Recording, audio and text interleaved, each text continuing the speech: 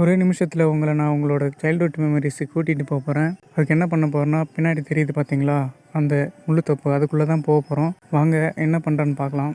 பொதுவாக கிராம பகுதியில் எல்லார் வீட்லேயும் 80-90களில் நீங்கள் இந்த மரத்தை பார்த்துருக்கலாம். ஆனால் இப்போ அதிகமாக இருக்கிறதில்ல. காரணம் என்னன்னு பார்த்தீங்கன்னா, இந்த மரத்தை கவர்மெண்ட் தடை செஞ்சுட்டாங்க.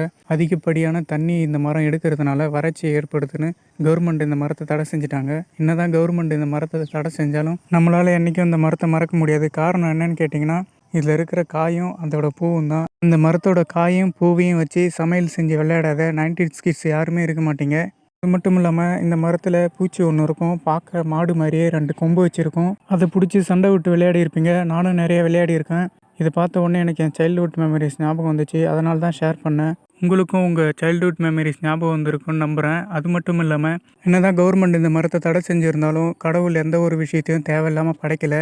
அதை மாதிரி தான் நம்மளையும் கடவுள் படைச்சிருக்காரு. ஏதோ ஒரு சுச்சுவேஷனில் நம்ம ஏன் பிறந்தோம், எதுக்கு பிறந்தோம் நம்ம யோசிக்கலாம். எல்லாத்துக்கும் காலம் பதில் சொல்லணும். அதை விட்டு வெளியே வந்துடுங்க. அதான் நல்லது.